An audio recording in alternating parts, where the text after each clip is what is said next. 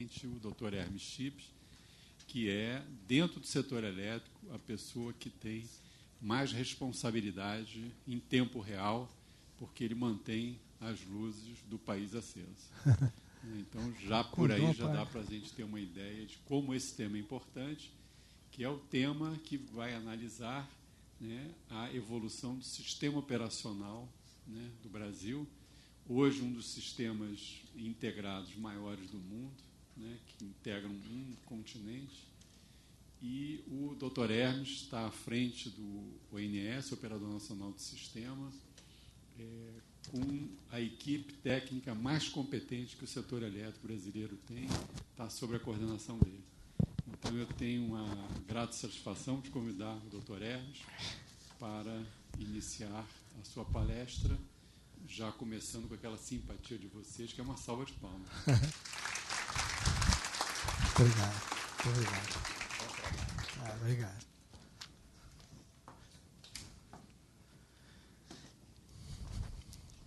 Que bom.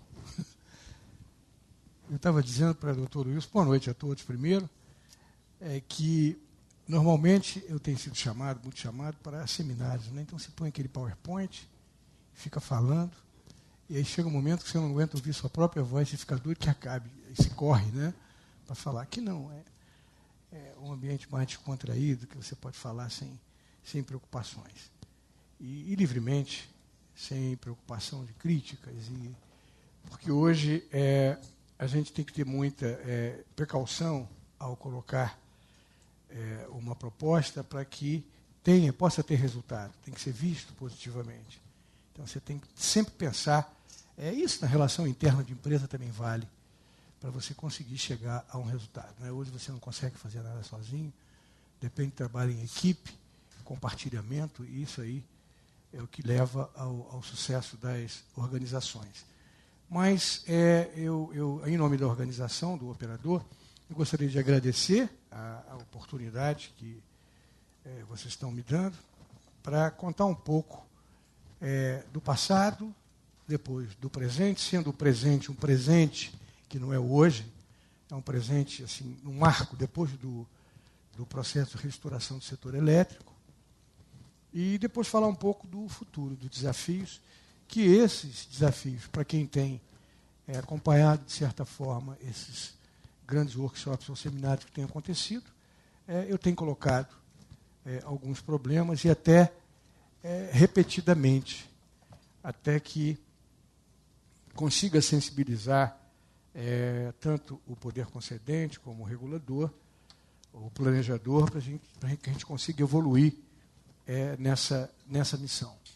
Bom, em primeiro lugar, o prazer é de estar numa empresa que eu considero, não é porque eu tenho grandes amigos aqui, e de muito tempo, tem pessoas que eu conheço aqui desde o CCOI, antes do GCOI, que foi criado em 73.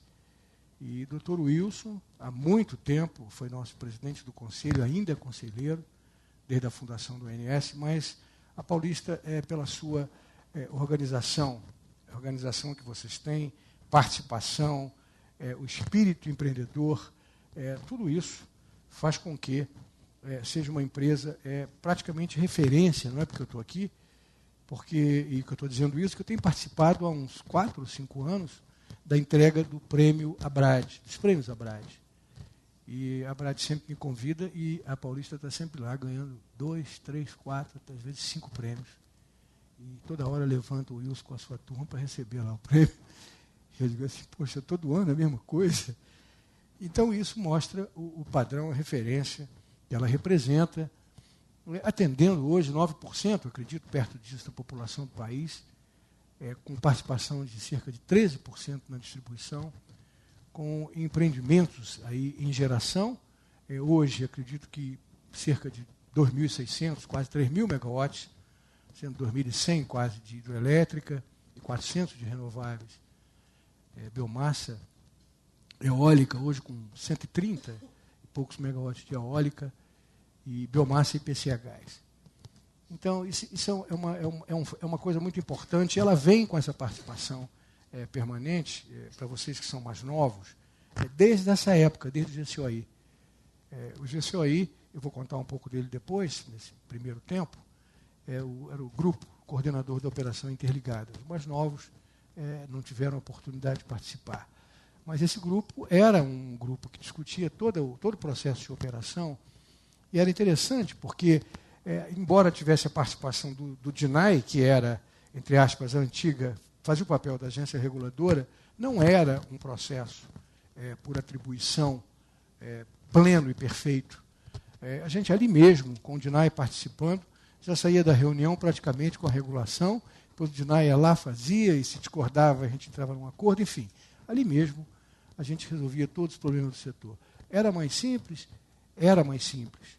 mas era muito menos regulado e organizado, com atribuições bem definidas, com transparência. Hoje tem muito mais transparência. É mais complicado, mas é muito mais transparente, e a sociedade tem muito mais acesso às decisões, ao conhecimento. Não ainda a participação efetiva, mas o conhecimento.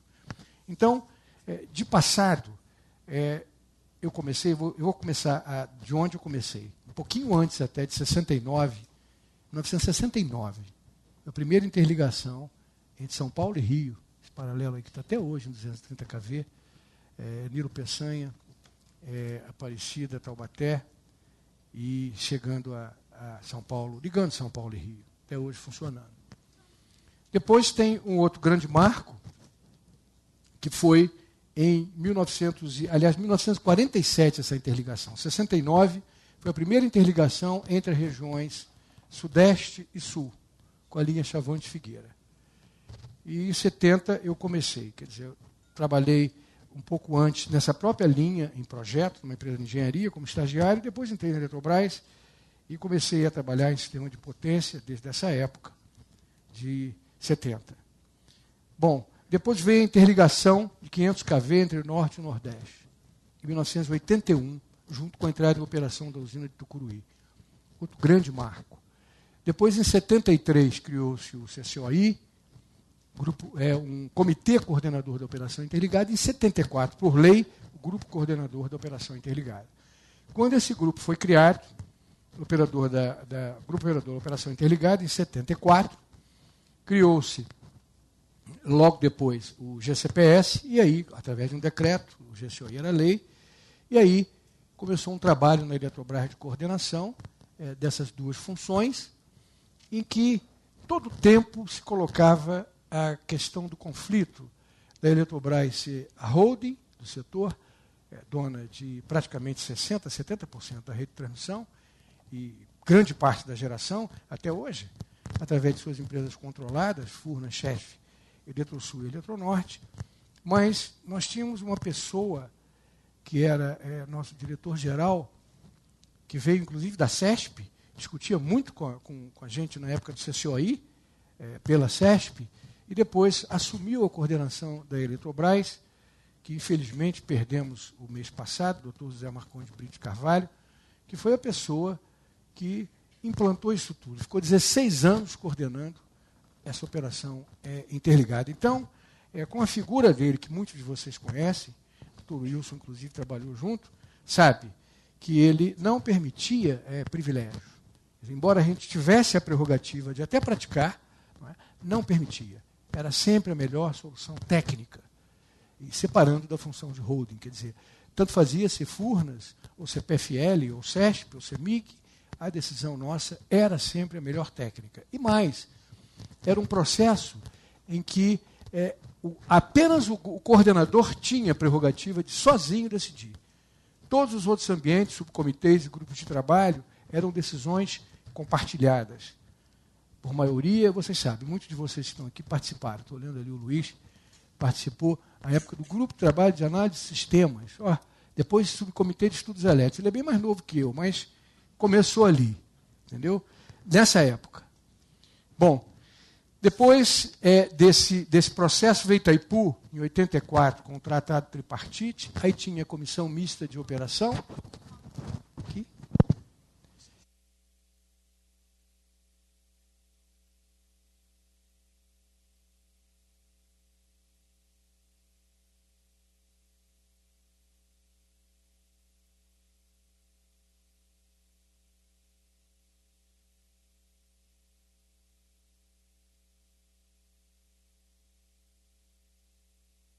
Obrigado você. Comissão mista de operação, que tratava da parte elétrica, e um comitê de administração de contratos. Dessas comissões participavam as contratantes, alta parte contratantes, Eletrobras, Eletrosul e Furnas, Itaipu, parte brasileira e parte paraguaia, e a ANDE, a empresa do Paraguai. Depois tivemos o Centro Nacional de Operação em Brasília, e que começou com um processo que a gente discutia muito, porque mais novo, saindo de universidade, achando que sabia tudo, queria discutir tudo, e eu sempre fui, quem trabalhou sabe, perto de mim, não fui nunca muito favorável às instruções de operação. Eu acho que as instruções de operação, eu discutia muito com uma pessoa que também nos deixou recentemente, o Dr. Renato London, de Furnas, superintendente de operação de Furnas, que era o coordenador do comitê de operação. Nessa época, coordenava o grupo de trabalho, e a gente discutia muito o caminho que a gente tinha que trilhar, se era tudo regulado através das instruções de operação e rotinas, ou se a gente liberava mais e deixava o operador mais livre, apenas com uma lista dizendo do que ele não podia fazer, e não uma lista do que ele podia fazer. Porque a gente achava que ia restringir a capacitação, e isso hoje está comprovado. Não é? Hoje a gente tem, vocês vão ver, eu vou falar um pouco, a gente participa de um grupo de operadores, em que a maioria desses operadores de países mais desenvolvidos, na sala de controle, ou tem um time misto, como aqui eu estava me apresentando hoje, 2 engenheiros na sala de operação e operadores. E eu acho que a gente está caminhando para isso, e tem países que já têm só engenheiros. Eu entrei no centro de operação da State Grid da China, e eles têm, cada turno eles têm 10 engenheiros, um especializado em cada matéria. Então, mas eles estão numa situação bem melhor do que a nossa, e não precisa isso. Eu acho que a gente precisa evoluir, dando mais liberdade, mais capacitação, porque o sistema está ficando mais complexo, cada vez mais complexo, mais difícil operar esse sistema, e vai ficar cada vez mais pelo que vem por aí.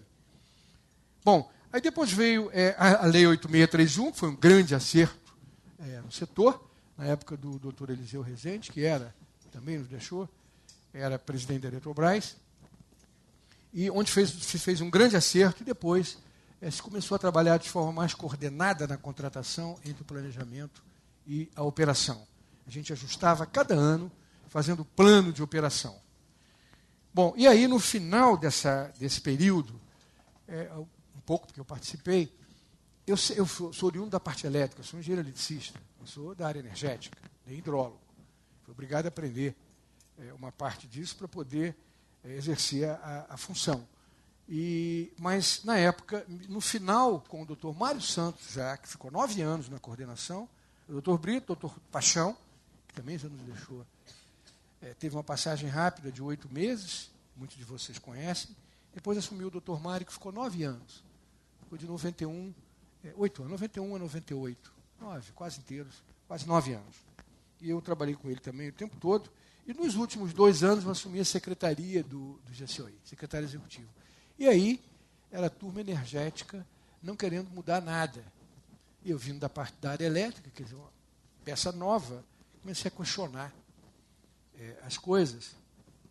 E aí eu não me conformava com a perda de oportunidade que a gente tinha na época, que era um jogo de ganha-ganha, com os excedentes de energia. E aí comecei a tentar criar coisas novas, e passagens interessantes, que o Dr. Mário Santos é uma pessoa que tem um perfil de administração muito compartilhado. E tinham lá as figuras do GCOI, de cada empresa, e tinha a preocupação de que qualquer coisa que modificasse muito não desse certo, porque o processo era assim. Regulação a gente fazia ali com o DINAI, na reunião do GCOI. E aí eu falei, não, o senhor deixa, se não der, não tem problema nenhum, vamos tentar. Porque na época, o Wilson vai lembrar, havia uma motivação de prever a carga por baixo e depois contratar o adicional, porque era a tarifa de otimização. Que hoje é a tarifa que faz o REDS lá do Movimento de Relocação de Energia, né, que é um valor simbólico, hoje é R$ 8,00 o megawatt-hora, em prol da otimização. E eu falei assim, não, mas não pode ser isso. Tem que ser o maior dos dois, ou um valor médio de contrato, ou o semior. Para não deixar o camarada, não motivar o camarada a contratar por baixo. E aí, não, isso não vai prevalecer e tal. Acabou, depois de 1 ano e meio prevalecendo. E depois, que tinha lógica, e depois foi a parte de ganha-ganha, energias que nós criamos, ETAI Termo, até hoje tem outros nomes, a térmica, que hoje a gente exporta, com essa térmica que a gente não usa para a otimização do sistema.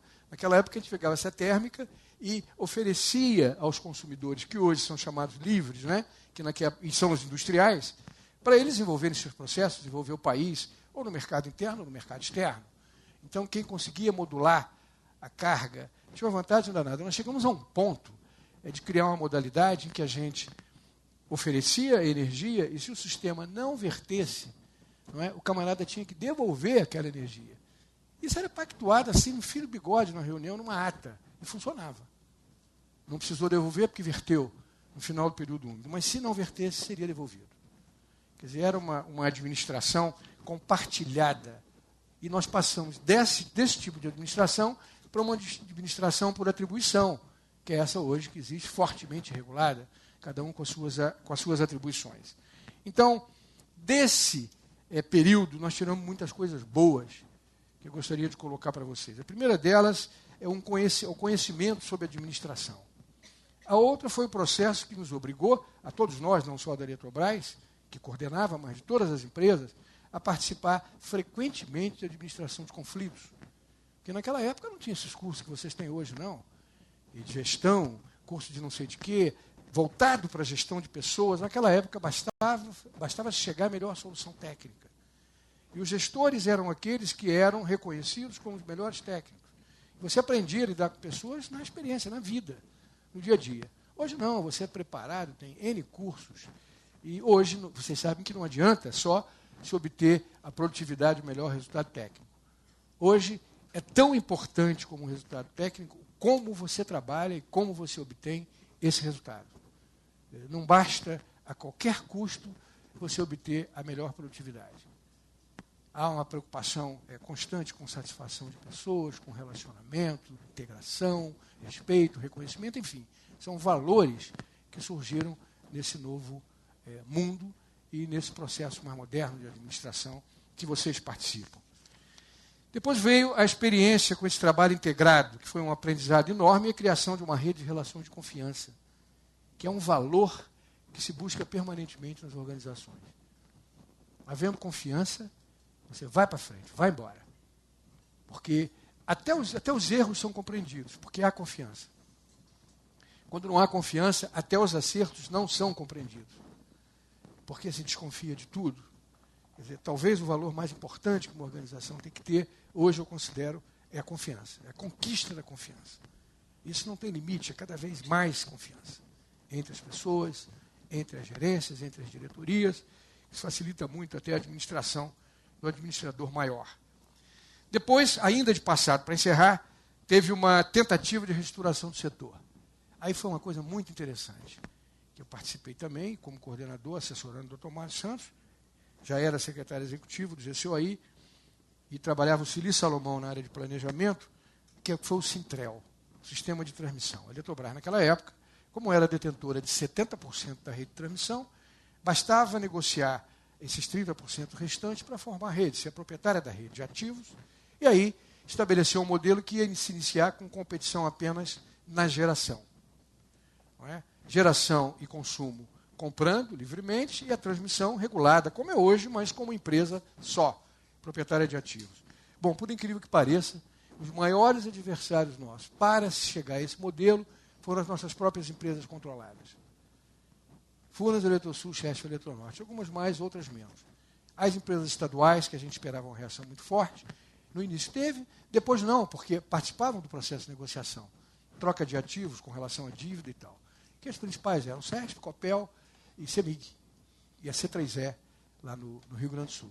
As outras tinham um volume menor de transmissão, muito pouco, não seria o problema.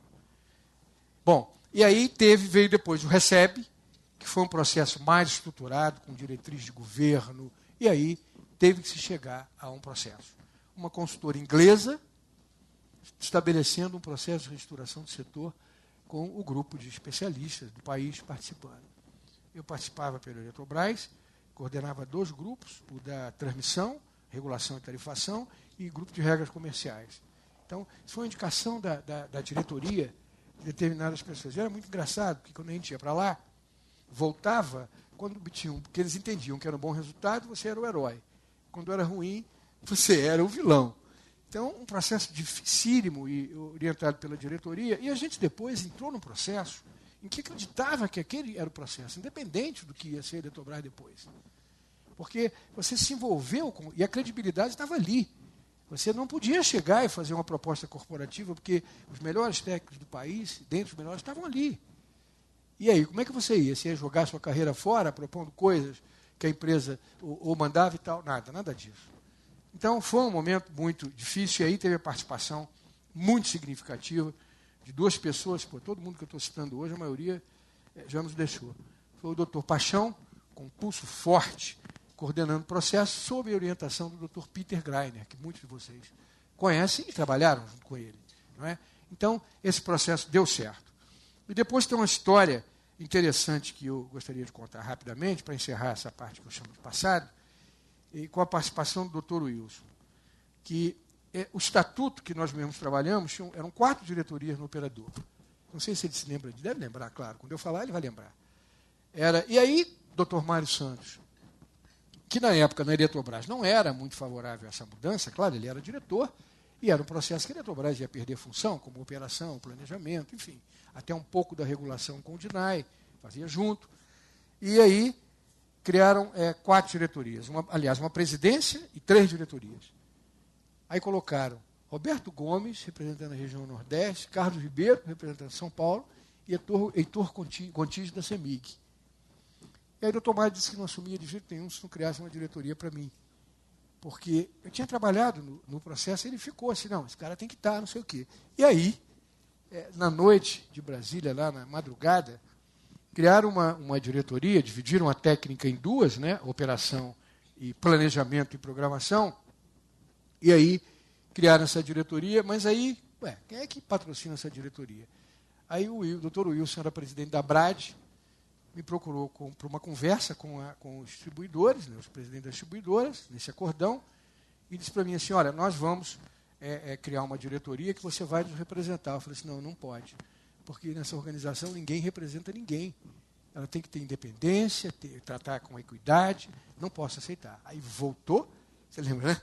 Voltou para lá, não, ele não aceitou, não sei o quê e tal. Aí depois eles vieram, não, tá bom, então nós vamos fazer o seguinte, no outro dia de manhã, nós vamos criar, você vai ser o diretor, e você, antes de cada reunião do conselho, você vai fazer uma reunião conosco. Eu falei assim, não, tá bom, desde que eu não passe para vocês informação privilegiada, porque também não pode. Aí houve uma reunião só, depois nunca mais houve. E aí foi criada essa diretoria, e eu estou até hoje no operador. Esse foi o passado. Né? Agora, esse presente que eu vou falar, e do futuro, eu não vou precisar de papel, que são os desafios que eu tenho colocados por aí, o presente que vem desde esse recebe, houve uma mudança radical. E a dificuldade, parte de que é a administração compartilhada com responsabilidade, com atribuições, responsabilidades. ANEEL, depois o planejador, o operador, a Câmara de Comercialização, que iniciou como ASMAI, não é? Que era o mercado atacadista. E essa lição, e o trabalho maior foi convencer os ingleses que esse nosso sistema não podia ser igual ao deles. Tinha que ter um planejamento e programação da operação centralizado e o sistema otimizado, porque ele tinha predominância hídrica. E não era igual ao sistema inglês, eminentemente térmico, em que você despachava com o preço horário e o custo era a térmica marginal. E aí? Como é que a gente ia convencer eles? Eles queriam fazer preço horário aqui. Eles diziam, olha, vai estragar tudo. E aí foi um trabalho enorme que nós tivemos que fazer com ele, mas ainda bem que todo mundo estava junto. Quer dizer, todo mundo ali queria praticamente a mesma coisa, e aí conseguimos convencê-los. E aí o que ficou, essa operação continua centralizada, porque os benefícios independem de propriedade de ativos. É a própria característica do sistema. E embora vocês vão ver com a matriz que você está perdendo geração hídrica, embora você esteja agregando geração hídrica, o percentual na matriz está diminuindo. Hoje é da ordem de 80%, 78%, daqui no 2016 já é da ordem de 70%. Mas ainda agregando 15 mil megawatts nesse período de geração hidrelétrica, com esses grandes projetos da Amazônia e alguns outros projetos menores. Bom, então, aí veio o ONS, aí veio o desafio do ONS. Criou-se o ONS, a ANEEL primeiro, em 96, depois o ONS em 98. Logo depois a Câmara, o ASMAI. quase simultaneamente operador. Bom, e aí, quais são os valores desse operador? Transparência, neutralidade, equidade, enfim, tudo isso. E veja bem, o barco andando, a operação não para. O planejamento você pode parar, dar um tempo, depois você recupera. A operação não dá. É como se a gente dizia, trocar o pneu com o carro andando. E veja bem, essa atribuição também o Dr. Mário passou para mim, para formar a equipe das empresas. E aí veio a dificuldade, quem trazer da Eletrobras, as equipes descentralizadas. Bom, nós conseguimos formar o operador, na medida que foi possível, né, naquela época, graças a Deus, deu certo, ele está funcionando razoavelmente bem até hoje, mas aí veio os grandes problemas. Operador criado em agosto de 98, começou a operar basicamente em 99, em Natal e tal. Chega a 11 de março de 99, blackout. Não é? O famoso raio de Bauru, T de Varginha, tudo de ruim. Não é? E agora? Isso aí o pessoal todo que era contrário àquela mudança quis voltar atrás.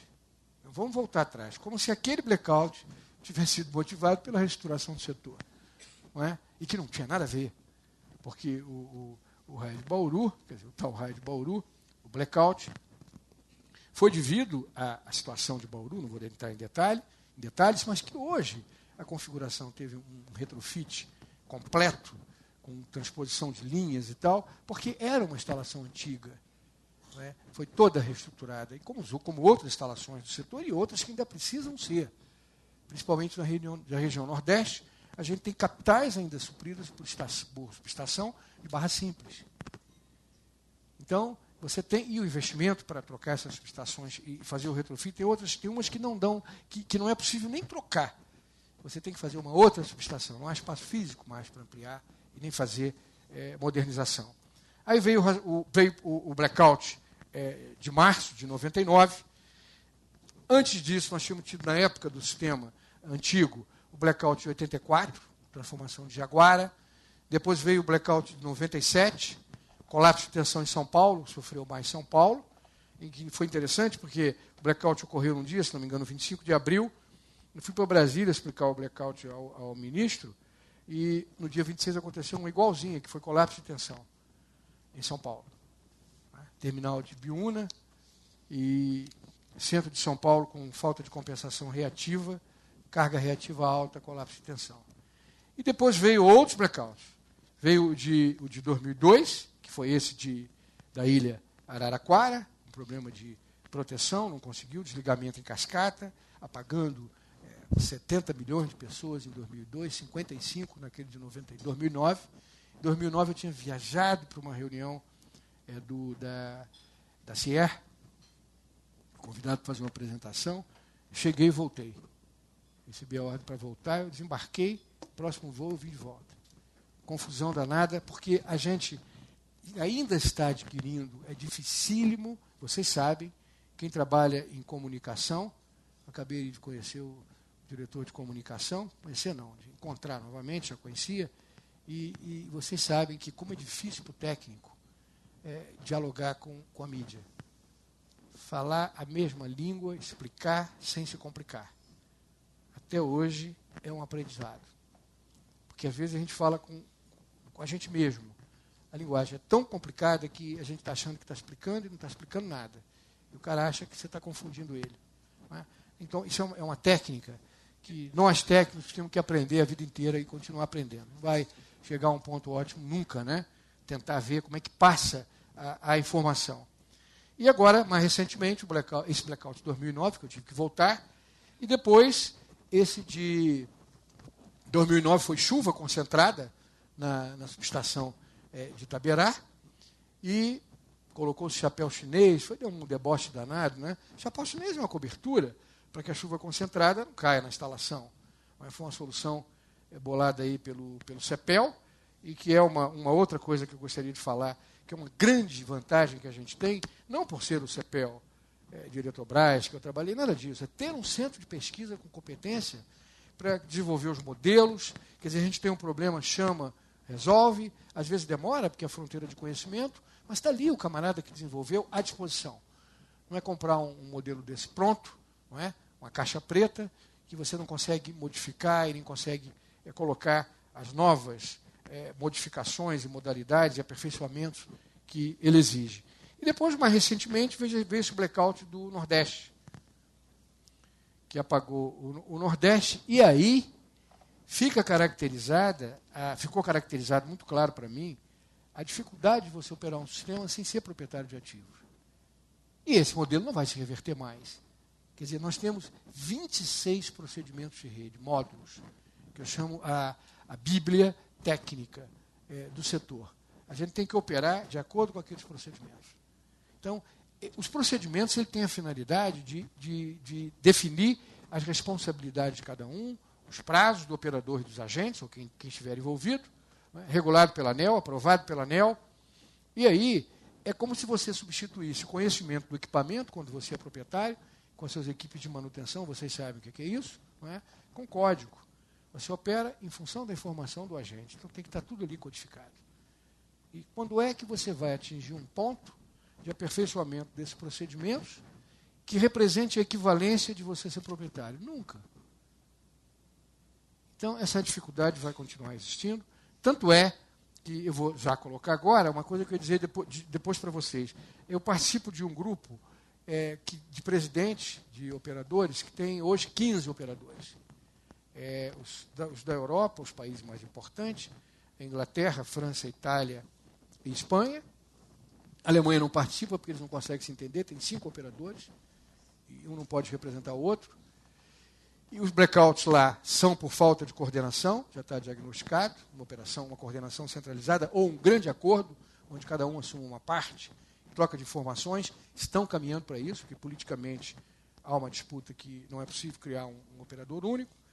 Os grandes países da Ásia, o Japão, a China, a Índia, e da Europa também a Rússia, agora entrou a Austrália, e está entrando os países, um operador que representa uma parte lá dos países árabes, também deve entrar em breve, e o Ilia, que é um operador que pega a Bélgica e uma parte da Alemanha, parte norte lá, noroeste da Alemanha. E, então, esse grupo é de presidentes, não é um grupo tipo Sigre, nem CIER, não. É um grupo de presidentes para troca de experiências, desenvolver assuntos de interesse comum. E nesse grupo, somente o operador, o ONS, a Coreia do Sul também participa, e esse KPX da Coreia, que não são proprietários de ativos, além dos americanos, que todos o sistema americano é diferente, são operadores regionais, até municipais tem, estaduais, enfim. E o operador americano, a Austrália, que não tem ativos, todo o resto é proprietário de ativos. Então, é o que facilita, mas paciência. Se não foi assim, vamos trabalhar sem parar no aperfeiçoamento desse procedimento de rede. Hoje mesmo nós estávamos discutindo lá, o pessoal daqui da Paulista foi lá conversar comigo, o Vilela, com a equipe técnica dele, fez uma apresentação que, como a regulação recente da ANEEL de MUST por ponto, e você ser penalizado e multado por ponto, parece que a gente tem que olhar isso com mais profundidade, porque a redistribuição é integrada à transmissão. Se você faz uma manobra na distribuição para evitar a sobrecarga, você pode estar causando um problema na transmissão, como causou sobrecarga numa determinada linha de transmissão, da 138 kV, de escoamento das usinas do Tietê, e que a gente teve que reduzir geração, prejudicando a otimização. Então, isso tem que ser melhor visto, eu estava dizendo para eles, e estava dizendo o seguinte: quando vocês tiverem esse problema que vocês detectaram, não façam isso. Traga para cá o problema, quando refletir na transmissão e na geração, porque é nosso dever fazer um trabalho junto à ANEEL, para poder trabalhar para modificar isso e aperfeiçoar, porque essa rede é toda integrada. Então, esses são pontos que a gente tem que aprender em processo integrado, e nós não sabemos o que está causando aquela sobrecarga, porque a distribuição espacial da carga não está com a gente só tem estudo. O que está acontecendo está com os agentes. Eles é que sabem o que está acontecendo, ele que controla a sua sobrecarga. Então, esse assunto nós estamos discutindo. E desafios desse período foi reforçar a transmissão, contratos regulados, essa otimização da geração, trabalhar nos modelos que foram implantados para poder simular melhor essa otimização e obter a segurança com o menor custo, que é a missão aí, a meta do ONS no desenvolvimento, através do desenvolvimento desse procedimento de rede. Então, eu já falei dos operadores, e aí veio, em 2004, um ajuste desse modelo, que foi feito lá com a criação da ANEEL em 96, o operador em 98, logo depois a ASMAI, e em 2004, com a atual presidente como ministra, veio um ajuste desse modelo, reafirmando lá o papel do ONS, criando um comitê de monitoramento, fruto do racionamento, onde se criou uma Câmara de Gestão da Crise. Na época do racionamento, foi o modelo, aquilo ali funcionou em crise, a gente tem que criar um comitê, acho que foi essa a ideia, criar um comitê para que possa ele ser colocado as questões, principalmente do operador, para administrar, não é? Preventivamente, para evitar a crise, que é o racionamento. Foi isso que foi feito. Não é? E muito bom, porque esse comitê tem uma reunião por mês, ele é coordenado direto pelo ministro, Minas e Energia, participam o presidente da EPE, o presidente do Conselho da Câmara de Comercialização, o diretor-geral da ANEEL, o diretor-geral do ONS e o diretor-geral da ANP. E a ANA, a Agência Nacional de Águas, é convidada, e algumas empresas agora e associações são convidadas esporadicamente, porque tem ali discussões de caráter assim restrito, porque as coisas não estão desenvolvidas ainda, mas nada que seja segredo. Nós estamos ali discutindo, não se discute ali no Comitê de Monitoramento renovação de concessões, sei lá, no Palácio do Planalto. Ele discute aspectos técnicos de operação e planejamento. Okay? E se tem algum problema na área de comercialização, de inadimplência e tal, as coisas são ali colocadas, porque ali estão os dirigentes das empresas consideradas os pilares do setor, não é? De instituições, não organizações e empresas. Bom, e aí veio o futuro. Não é? Não estou olhando o tempo, não sei quanto tempo eu já ocupei, quem é que está me ajudando no tempo? Cadê? Posso ir? Então tá bom. Então, veja bem, aí veio o futuro, desafios que nós temos que enfrentar. Olha, nós temos aí uma carga hoje de energia da ordem de 60 mil, em que 2016 vai ser da ordem de 72 mil megawatts médios. Não é? Uma carga que cresce, ou espera-se que cresça, hoje ainda não mudou, 4,6% é a taxa geométrica média do período 13-16, e de 12 nós já modificamos. Na revisão agora do planejamento energético quinquenal, nós já modificamos 2012 para 3,3. Então, de qualquer maneira, mesmo preservando-se a taxa geométrica dos 4 últimos anos do quinquênio, que a gente avalia, você permaneceu com essa taxa de 4,6. Eu acredito que dentro em breve, quando a economia der um novo sinal, essa taxa pode chegar a um valor menor. Bom, com essa taxa, você tem a matriz energética definida, que o Dr. Maurício deve ter colocado bastante aqui. Essa matriz ela tem um perfil que me preocupa muito. E eu tenho colocado isso para todo mundo, no comitê de monitoramento, abertamente.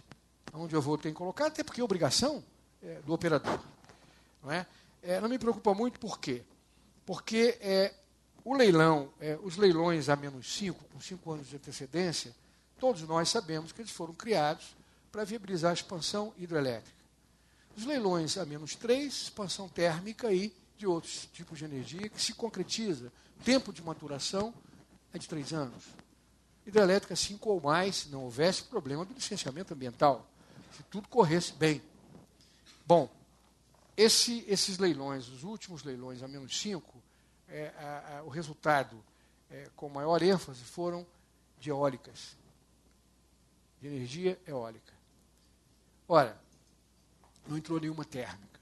Aí você olha o plano decenal 2020, não há previsão de geração térmica, embora possa entrar alguma geração térmica no leilão. E o sistema perdendo, de forma significativa, regularização. Com as usinas a fio d'água da Amazônia. Não se constrói mais reservatórios. Então, você perde regularização, o que em 2002 foi 6 vezes a carga, ou seja, a capacidade de guardar chuva, de guardar água nos reservatórios, era 6 vezes a carga de energia. Quando chegar em 2020, é 3,5. Quando chegar em 2016, 4,5. Então, você perde regularização, o que era quinquenal, hoje é anual. e vá lá. Todo ano o reservatório, quando o período úmido é bom, enche e esvazia no período seco. Então, nós estamos preocupados, sim, muito preocupados, porque a gente quer geração térmica complementar, de preferência a gás. É claro que tem que ter eólica, tem que ter biomassa, tem que ter PCH, tem que ter tudo, até solar. Embora o custo hoje seja alto, já está desenvolvido. É igual a eólica, começou com 350 no Proinfa, o último leilão saiu a 99. Então foi muito rápido até a queda de preço.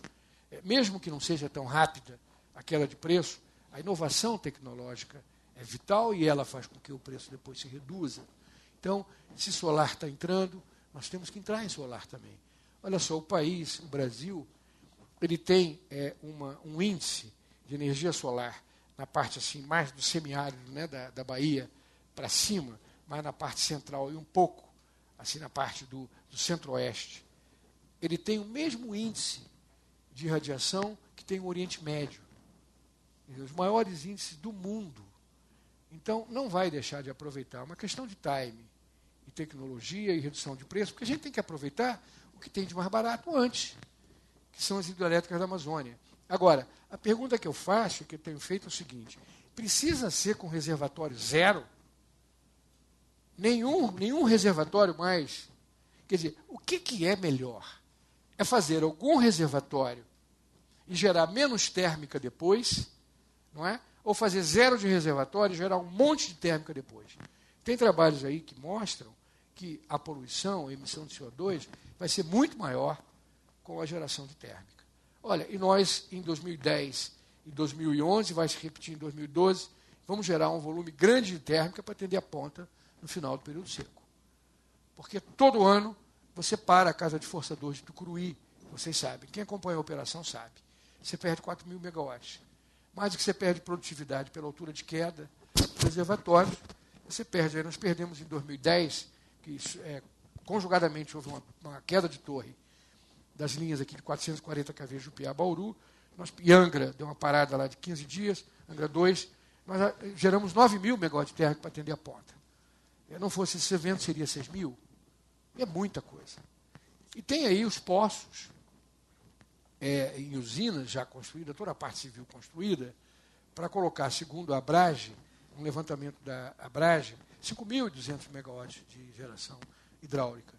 E a gente está querendo que o planejamento, já coloquei no comitê, e o planejamento vai fazer um estudo, que eu tenho convicção de que o custo, se o estudo for bem feito e considerar as expectativas da operação de gerar térmica, não só a térmica complementar por questões energéticas, que são através de procedimentos operativos de curto prazo para atingir o nível meta no final do ano, para garantir o atendimento do ano seguinte, que isso existe na operação. Mas a térmica para atender a ponta vai ser não só pior em termos de ambiente, mas também de custo. Eu não tenho dúvida que vai custar mais. Um outro problema de futuro, eu já não estou seguindo mais o que eu coloquei aqui, que eu estou falando mais à vontade. O outro problema de futuro diz respeito a essas usinas a fio d'água da Amazônia, a questão desses reservatórios, zero reservatório, que a gente precisa aprofundar. Eu acredito que, depois de passar esse período aí de renovação das concessões, que é a bola da vez, e sem dúvida nenhuma o mais prioritário, e já precisa fazer, já está até, de certa forma, tarde, devia ser feito até mais cedo, para dar mais segurança e tranquilidade, previsibilidade aos empreendedores, eu acho que a bola da vez tem que ser uma coisa desse tipo. Qual é o ponto de equilíbrio melhor entre meio ambiente, custo e segurança, em termos de reservatórios e colocação de térmica na matriz? Eu acredito que a matriz de um país que pretenda se desenvolver com uma taxa de crescimento do mercado, com um PIB aí de 4%, entre 3% e 4%, e com uma taxa de crescimento entre 4% e 5%, não pode ser definida pelo leilão. A gente tem que dizer o que quer, e onde quer, e quanto quer. Porque isso tem que ser... E é assim que se faz nos outros países. Não é? Não pode ser o fruto simples do resultado do leilão, quando você faz 1 a menos 5 da eólica. Olha, a eólica é maravilhosa, a geração eólica. Porque quando venta, é água no reservatório, mas quando não venta, é água que sai. Então, ela não é uma geração complementar. Há uma correspondência bionívoca, porque ela complementa e se complementa. não é? E tem outros fatores pendurados nesse custo que não estão sendo considerados, na minha visão, que é a reserva de potência que, pela experiência dos outros países, você vai ter que aumentar e dimensionar para fazer frente à hora que falta o vento. Porque a biomassa não, ela é uma geração complementar previsível na safra. Ela pode não vir plena, mas tem. De maio a outubro a gente sabe que tem a safra de cana-de-açúcar, principalmente em São Paulo, e Mato Grosso, Minas, alguma coisa, mas mais substancialmente São Paulo, e é certo que tem. A outra não. Uma geração intermitente e que faltou, tem que entrar. A geração, graças a Deus a gente já tem hidrelétrica, que nos países da Europa é com térmica que se faz esse backup. Muito mais caro, o professor Nivaldi sabe disso, porque tem uns seminários, um programa aí com Portugal, e Portugal é um dos países mais desenvolvidos nessa tecnologia, e com consultores lá na Universidade do Porto, e estão até dando consultoria para nós, num projeto de previsão de ventos, que é um dos grandes desafios que a gente tem que enfrentar aí nesse novo sistema, porque hoje a gente tem 1.500 de eólica, mas em 2016 tem quase 8.700 previstos. Então aí já vai fazer movimento. 1.500 ainda não faz um grande movimento no nosso sistema, mas 7.000 vai fazer. E concentrado no Nordeste, nos estados do Nordeste e no Sul. Bom, os ventos são complementares, ainda bem, até essa sorte nós temos, que é um vento de maior intensidade no período seco. O Brasil é um país tão privilegiado que até essa sorte ele tem. O vento é mais favorável, tem um fator mais intenso e tem um fator de capacidade maior do que nos outros países. Enquanto lá está entre 20 e 25, aqui está entre 30 e 35. Pelo menos a expectativa. Bom, aí vem a parte de abastecimento. A gente olha as 4 regiões, que a gente chama de 4 submercados, e nós passamos, e a gente não está especulando, nós passamos por 4 momentos muito difíceis. No Sul, 2003, 2006, 2009 e agora em 2012. Afluências em pleno período tradicional, úmido, de 20%. Nas bacias do Iguaçu e do Jacuí e do Uruguai, depois mais no Uruguai e no Jacuí, Iguaçu disparou e a gente conseguiu sobreviver, mais uma vez, mas cuidando do Uruguai, ali em cima, porque o Uruguai ficou muito tempo, quase 4 meses, com uma afluência entre 14% e 20% da média histórica. Em pleno período tradicionalmente úmido, que é entre maio e agosto, por aí. Então, veja bem, então o que a gente tem colocado? Olha, tem que fazer um leilão regional para o Sul, para colocar a energia previsível que é a térmica, para poder aumentar a garantia do atendimento à região Sul. Por coincidência, deu de 3 em 3 anos, olha só, 2003, 2006, 2009, 2012. Quer dizer, precisa passar por isso de novo em 2015? Eu acho que não. Então, e hoje, veja bem, 2009 e 2012, 2009 foi no Iguaçu, 2012 foi mais Jacuí e Uruguai. E aí deu um problema na linha Itá-São de Santiago, porque você não podia transmitir mais das outras regiões, que batia no limite de estabilidade dinâmica. Que só para uma linguagem mais simples. Se você perdesse aquela linha, você apagava toda a região sul, principalmente o Rio Grande do Sul. Então você tinha que manter o limite, limitava o recebimento das outras regiões que estavam com excedente de energia. E aí tivemos que instalar esquema de emergência e complicar e colocar a operação menos segura, em termos de contingência. Então, a gente acredita que tem que se fazer um leilão regional para o Sul. Porque o leilão, num pacote só, o que ele deu de resultado? Eu já falei do eólica no A-5, ele deu geração térmica óleo, grande quantidade em 2008, até algumas delas, como diz na linguagem mais moderna, micaram, né? Não entraram, não vão entrar, já foram retiradas da estrutura de simulação, e você fica à mercê. Porque depois que entra a geração, você tem que correr atrás com a transmissão, que é um outro grande desafio que a gente está sofrendo. Enquanto, antigamente, o problema ambiental era só na geração, agora ele é igual ou pior na transmissão. Não é só sistema de transmissão, não, é transmissão de uma forma geral e na distribuição também. Não é? A ponto de nós termos que criar grupos de trabalho a nível estadual, tem um aqui em São Paulo, do qual muitos de vocês que estão aqui participam, e vocês sabem quais são as dificuldades. Colocada lá o meio ambiente à mesa, porque parou aquele pelo menos isso já estamos conseguindo evitar, agilizando, e o sujeito está entendendo o seu problema e nós o deles. Quer dizer, é o estreitamento das relações que eu acredito, quando um compreender mais o problema do outro, e aí não é só meio ambiente, setor elétrico, qualquer segmento da vida, não é? O compartilhamento, quando você entende melhor o problema do outro, você compreende mais a situação do outro, né? E não olha só o seu umbigo. E aí essa coisa está dando certo. Ainda estamos longe de um ponto ideal, mas está dando certo. E olha que no ambiente estadual é mais complexo, porque não tem um órgão só, tem vários. Né? Federal entra a FUNAI, no estadual em menor escala, porque em determinados estados não tem, e agora o Instituto Patrimônio Histórico também está complicando. Está entrando também, e demora, aí quando demora passa a ter problema fundiário, que os terrenos são ocupados, você imaginava uma coisa, o custo é outra, ou é outro, enfim, por aí vai nessa bola de neve, e a transmissão correndo atrás da geração. E eu recebi um trabalho ontem, preliminar, que deve ser publicado pela BIDIB dentro em breve, em que, em média, o licenciamento ambiental de 2000 até 2010 está, em média, uma estatística levantada, demorando 19 meses. O que era 17 passou a ser 19, então está piorando. Tanto a nível federal como estadual. Então, nessa geração distribuída, é uma outra questão que eu tenho colocado com muita ênfase, com muita convicção. Eu acredito que a melhor solução não seja essa. Seja o que os outros países que estão mais desenvolvidos nesse tipo de geração, não só em tecnologia, como experiência também de expansão, é o que fez Portugal, é o que fez a Espanha, que é definir previamente o que você quer em cada lugar. Por exemplo, geração eólica. Tem vento no Ceará e no Rio Grande do Norte? Tem. Então tá bom. Se eu quero colocar 2.000 na minha matriz de eólica, para expansão nos próximos anos, fazer um leilão para 2017. Eu quero colocar 2.000 na matriz. E vamos simplificar, que seja 1.000 no Ceará e 1.000 no Rio Grande do Norte. Eu defino em função do que eu tenho de expectativa de expansão.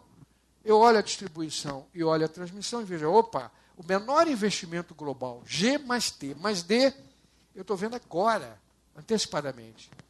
Além de dar vantagem ao empreendedor, de mitigar o preço da energia, porque risco vai no preço. Não tem jeito. Qualquer indefinição e incerteza você coloca no preço. Se você tivesse a certeza do que você ia colocar e a tarifa de transmissão, previamente, que você vai colocar no preço da energia, você ganharia no preço, reduziria esse preço. Mais ainda do que está. Então a gente tem convicção, eu tenho colocado isso, que a gente tem que partir, e pode ser até em casos especiais para começar, para leilões por fonte e por região. Gás. Como é que vai entrar gás se a eólica está dando R$ 99,00 no megawatt-hora? O gás não vai sair por menos de 140, 150. Dito pela presidente da Petrobras. Uma palestra que ela deu recentemente, que eu participei, da nova administração da Petrobras. Porque eu fiz a pergunta para ela, escuta, quando é que a Petrobras, no seu planejamento estratégico, vai disponibilizar o gás novamente para o setor elétrico? Como disponibilizou nesse passado recente. Eu disse, doutor Hermes, eu preciso responder a sua pergunta, o senhor já sabe qual é a resposta. Quando fizer leilão por fonte. Se fizer leilão por fonte, você motiva o empreendedor a ir buscar o gás. Que a gente sabe que tem. Falta motivação e interesse em disponibilizar. Porque a R$100 não vai entrar. Não é mais o preço, vocês sabem melhor do que eu. Vocês são empreendedores, disputam leilão, têm empreendimentos de geração, de tudo que é tipo. Não é? A Paulista hoje sabe de tudo isso, tem áreas de comercialização. Vocês sabem de tudo isso que eu estou dizendo, muito mais do que eu. Isso não é uma área que a gente milita. Eu só estou olhando, em função do resultado, eu estou analisando quais são as dificuldades, fazendo propostas. E depois um outro problema que vem também é esse que eu já falei, que é o atendimento à ponta. Nós temos a expectativa de geração, continuar gerando, agora vai gerar de novo, continuar gerando a cada ano a geração térmica para atender a ponta, já utilizando 50% da reserva de potência. Que, veja bem, diariamente eu sou procurado porque essa decisão de autorizar a gerar a reserva de potência, que não está no procedimento, tem que ser dada no mais alto nível, porque pode vir a fiscalização da ANEEL. Aí tem que escrever uma carta para a ANEEL, olha, eu vou contrariar o procedimento de rede para economizar térmica. Aí é fácil. Aí o regulador está economizando custo para o consumidor, aí ele apoia. Se não for uma bobagem, ele apoia. Então, é o que tem acontecido. E Vem outros desafios também, que são de futuro, dessa transmissão, colocar a transmissão mais aderente à geração, não correndo atrás, porque na geração distribuída a transmissão, com certeza, vai atrasar cada vez mais, fora a parte de uso exclusivo, que são as famosas ICGs, instalação compartilhada de geração. Aí o negócio é mais complicado ainda. É quase como se fosse regular um clube de empreendedores de geração compartilhando uma rede para se conectar à rede básica. Rede de uso exclusivo compartilhada, como se fosse um clube. Bom, aí tem um regulamento, que não há tempo de entrar em detalhes, da necessidade de aperfeiçoamento. Na parte energética, para encerrar, em termos de aperfeiçoamento, nós estamos trabalhando, já trabalhamos em amostragem seletiva, esse é um termo muito específico para a maioria, quem não trabalha na área tem dificuldade de compreender o que eu estou dizendo, mas nós trabalhamos na amostragem seletiva de cenários, porque cada sorteio que se fazia para criar os cenários hidrológicos, você tinha um resultado. E a gente achou que esse resultado não podia ser função de sorteio, tinha que ser mais estável.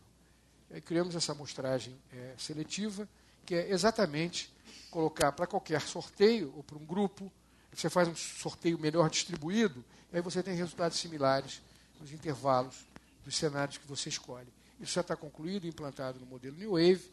Depois nós estamos trabalhando em reamostragem, para quem está lá no PMO vai entender o que eu estou falando, que é criar mais estados de armazenamentos para poder você ter uma função de custo futuro mais estável, que representa os 58 anos do horizonte de 60 meses. Ela é hoje descontínua. Quando você muda de uma inclinação para outra, você altera muito o custo marginal de operação. Torná-la mais contínua, para dar mais estabilidade a esse custo, que vai ajudar, não é a solução para equacionar o problema da volatilidade, que tanto incomoda, mas é uma forma de mitigar um pouco. E depois nós vamos trabalhar na volatilidade. E estamos trabalhando na frente em um processo para poder dar ao empreendedor maior previsibilidade de futuro, que a gente não tem hoje inserido no modelo, esse procedimento operativo de curto prazo, que é a térmica complementar, em função da simulação otimizada, para atingir o nível meta no final do ano, garantindo o atendimento o ano que vem. Essa é a filosofia. E nós estamos tentando criar uma metodologia aí, concebida por dois grandes técnicos, um australiano e um americano, que trabalharam muito tempo nisso, estão nos dando consultoria, e está dando certo, porque todo mundo está no mesmo barco, o CEPEL também, chamada CEVAR, que é custo de aversão a risco. E é fácil, ao invés de você ter uma função normal distribuída como custo esperado da operação, você cria uma parte de cenários críticos e pondera esse cenário. E não seria só o valor esperado da previsão. Aqueles cenários que você não quer, para os quais você quer se proteger. Então, é uma aversão a risco incluída no modelo. Está indo em frente. Isso não significa que você tem que obrigatoriamente liberar carga nos 2 primeiros anos, que é uma curva de armazenamento mínimo, mas isso vai dar muito menos POCP que a meta. Porque hoje o POCP, essa geração térmica complementar, quem paga somos nós, os consumidores. Está regulado assim. Então, o nosso objetivo é diminuir essa despesa, passando isso mais para o preço, para o custo marginal de operação e, por consequência, para o PLD, preço de liquidação da diferença. Então, isso é um aperfeiçoamento que a gente está fazendo. A transmissão precisa de trabalhar muito nesses aperfeiçoamentos, como eu coloquei. Licenciamento ambiental, eu acho que precisa de um outro ponto de equilíbrio, tanto na transmissão como na geração, nem se fala. Não é? E nós temos grupos no Ministério, lá no âmbito do Comitê de Monitoramento, que está tentando agilizar os prazos dos problemas endógenos ao setor, mas esses exógenos têm que ser tratados entre os dois ministérios, com as secretarias de energia dos estados e essa coisa toda, que elas que articulam toda a relação com os órgãos ambientais estaduais. Nós somos apenas os indutores desse processo. Bom, da transmissão eu já falei, da geração distribuída, de tentar mudar a modalidade de leilão. Não dá tempo de falar nos desafios técnicos de integração dessa energia eólica, mas esses não me preocupam, porque a técnica não me preocupa, porque quando você não sabe, não é que a gente saiba tudo. Nunca ninguém sabe tudo, mas sempre tem alguém que sabe. Ou aqui ou fora. Tudo que a gente vai passar com relação à eólica, outros países já passaram.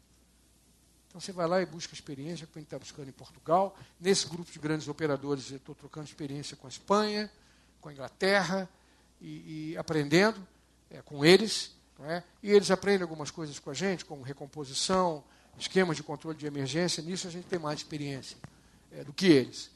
E nessa parte de energética também. E a outra questão é o sistema de corrente contínua de transmissão que vem por aí. Veja bem, em 2017, nós estaremos injetando, além de Itaipu, que injeta 14 mil megawatts no sistema, quando gera sua potência máxima no bipolo de corrente contínua, nos 2 bipolos, e no 750 kV, nós vamos ter 11 mil de Belo Monte no período úmido, mais 6.500 do Madeira, e logo depois, mais 3.500 Délis Pires. Injetando quase tudo na região sudeste e centro-oeste. Com a eólica na geração distribuída, veja como essa operação vai ficar. O que vai ser, você vai ter que enfrentar de desafios. Eu acho que, por fim, para encerrar, a gente tem que trabalhar interligações energéticas na América do Sul e na América Central, ou seja, na América Latina. E eu hoje exerço a presidência da CIER, com apoio aí não só da Eletrobras, mas das empresas do setor, porque eu sou sempre fui um entusiasta da integração energética na América Latina, até porque o Brasil é o país eminentemente exportador, é o que tem os excedentes de energia.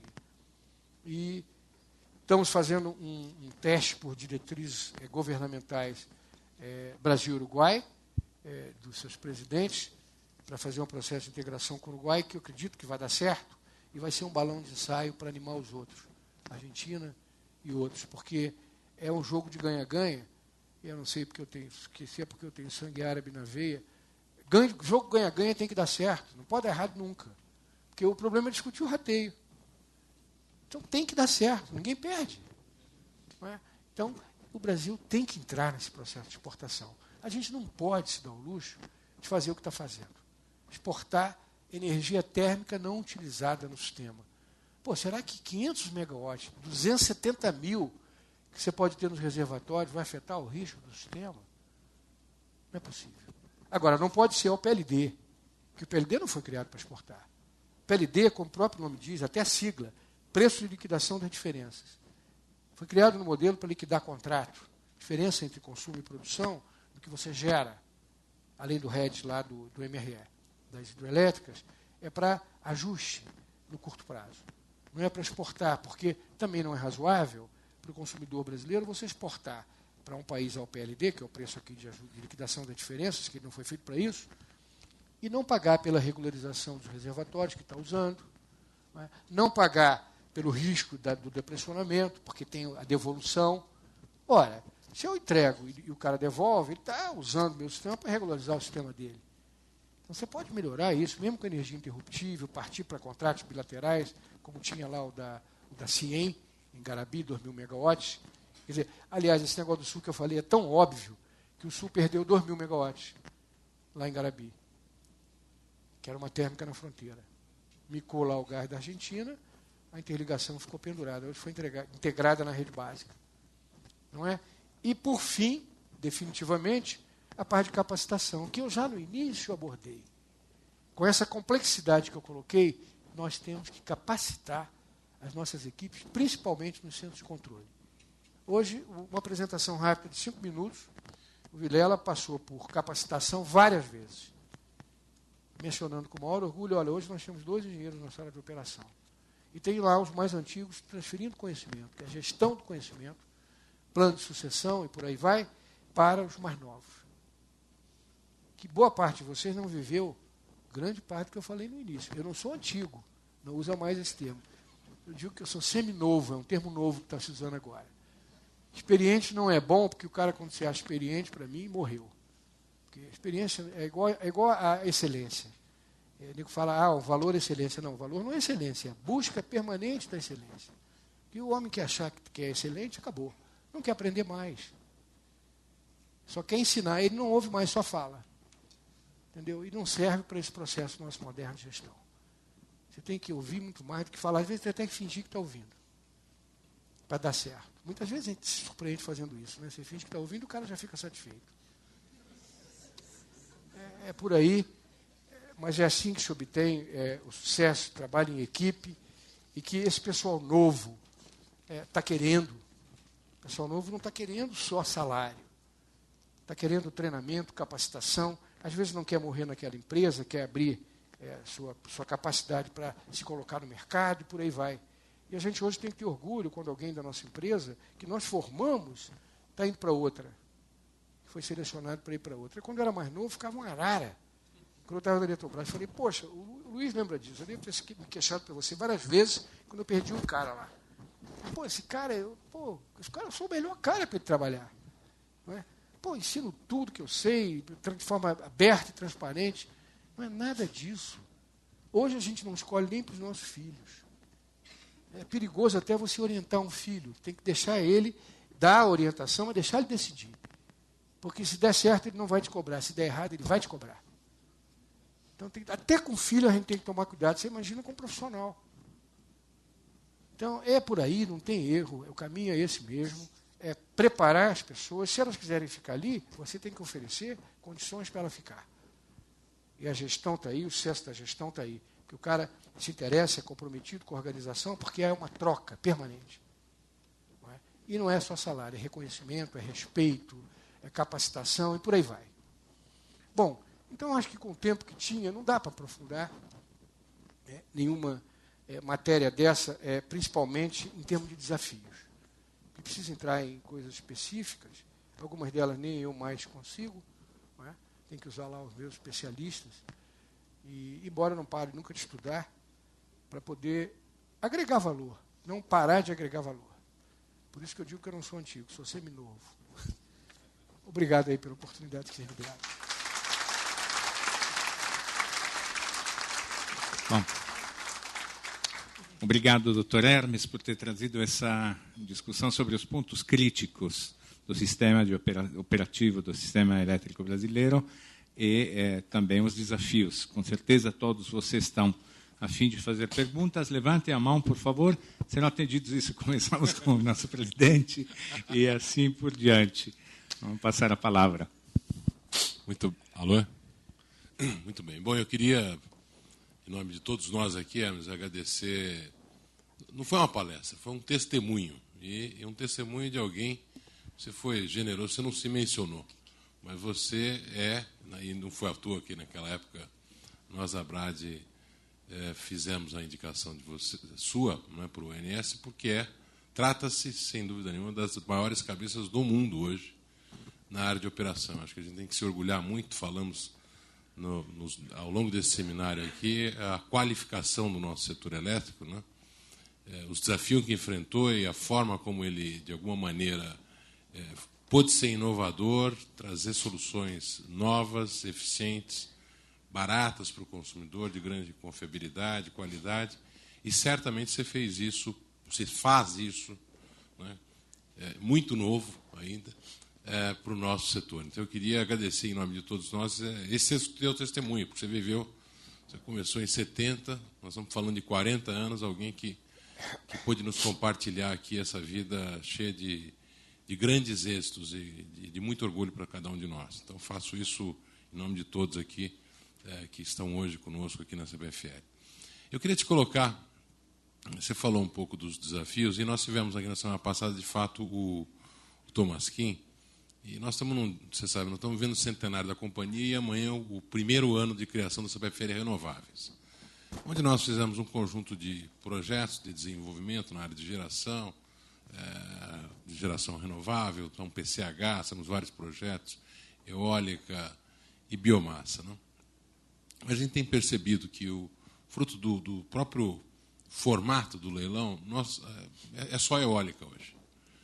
E eu percebi da EPE, do Thomas Kim, ele não quer, na verdade, ele precisa de uma restrição, né? Porque senão ele tem que, obviamente, como planejador, ofertar as soluções mais baratas para o mercado consumidor. Então, eu sinto que, talvez, vindo pela operação, né, a gente possa ter um pouco das restrições a ponto de você poder ter ou por fonte ou regional, e de tal maneira robustecer ainda mais o nosso sistema, né? E poder utilizar essas fontes que no final das contas, o nosso medo é o seguinte: o Brasil acabou desenvolvendo uma plataforma, por exemplo, de geração de PCH, né?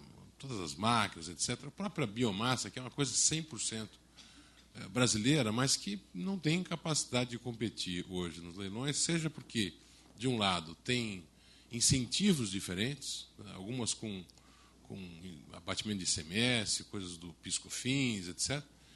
E tem também o tema da própria qualidade da fonte. Quer dizer, nós estamos falando de coisas, obra de arte, no caso de PCH, etc. Tende a ser um pouco mais cara, mas é pouco mais cara.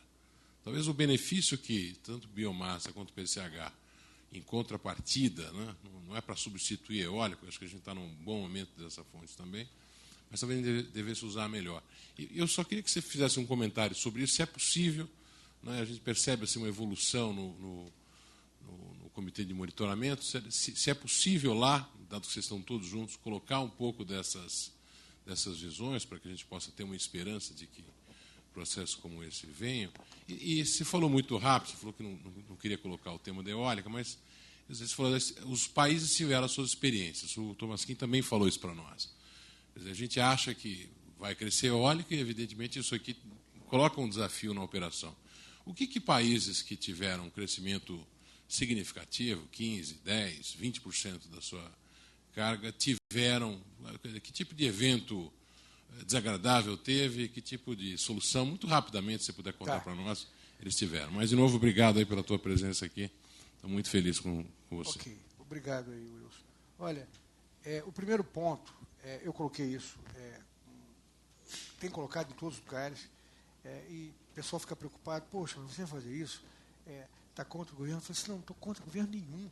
Eu estou querendo contribuir, porque eu tenho uma tese que ela não é uma tese, é uma coisa óbvia.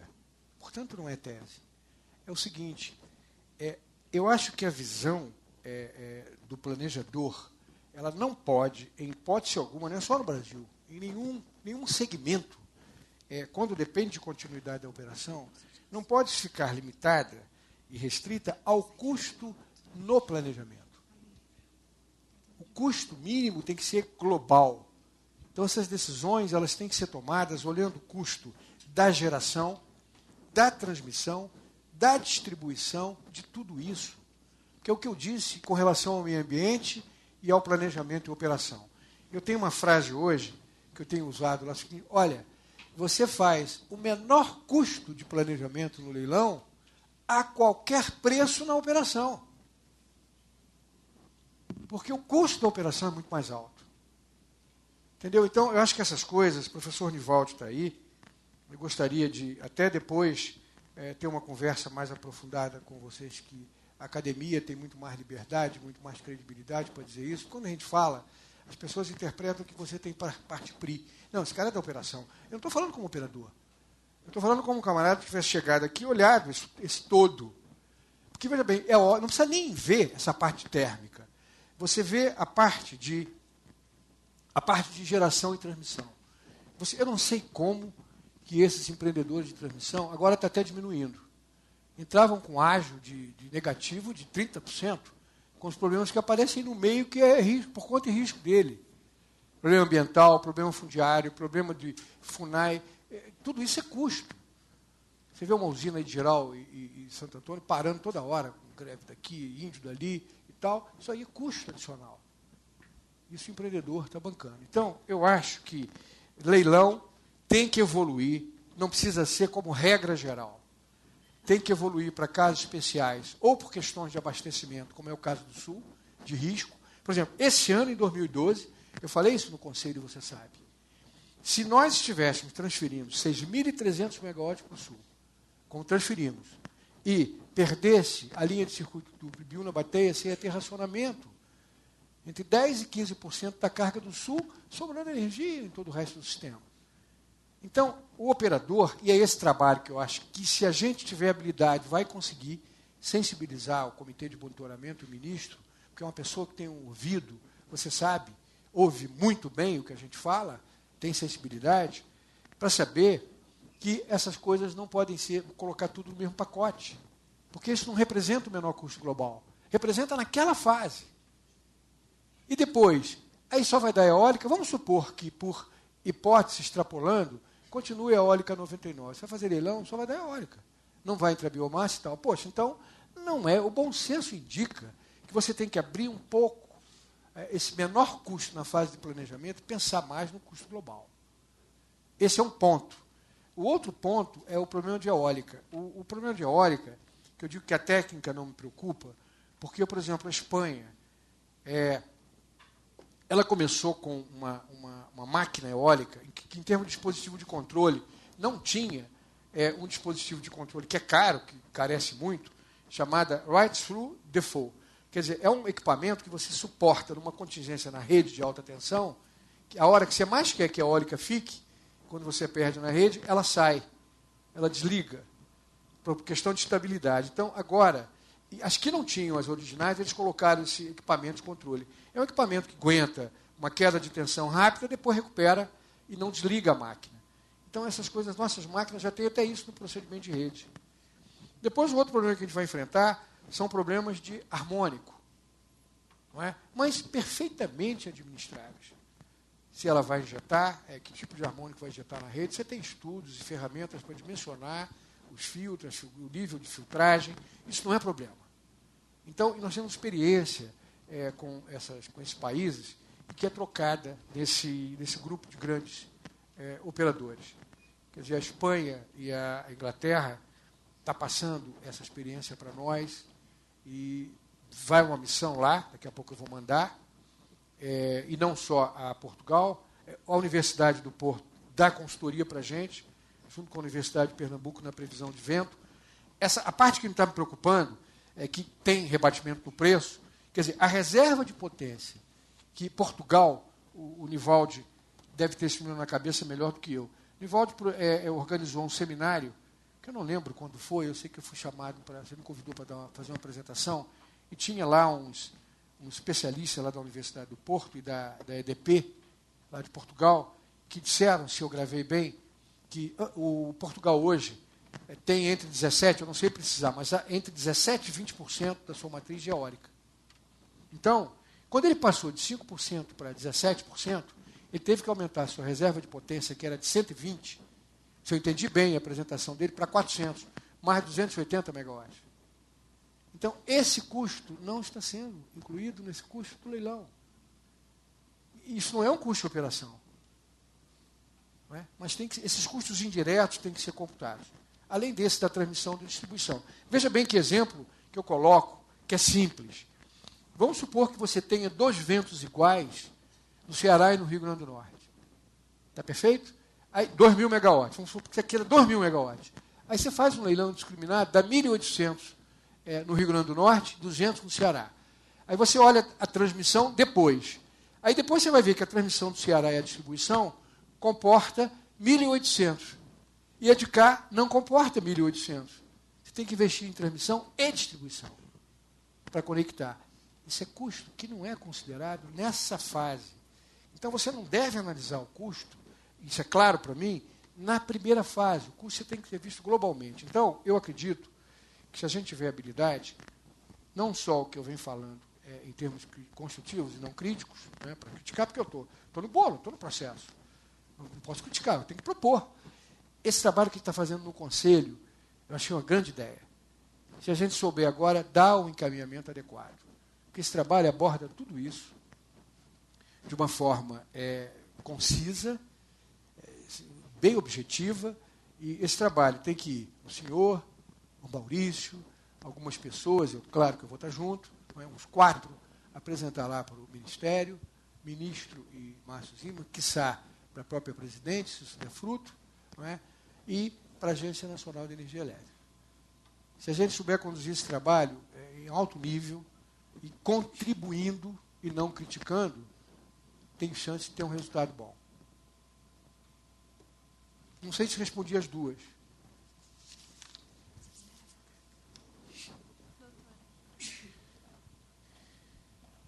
Doutor Hermes, é o Luiz Eduardo, eu trabalho com a distribuição de energia e ao longo da sua exposição, parte do que eu vou perguntar, eu acho que já está respondido, mas tem um ponto ainda. Dia 15, agora, a Alemanha comemorou atingir 25% de geração a partir de biomassa, de painel solar e de eólica. A Angela Merkel mandou desligar a usina nuclear e vai desligar as demais nos próximos 15 anos.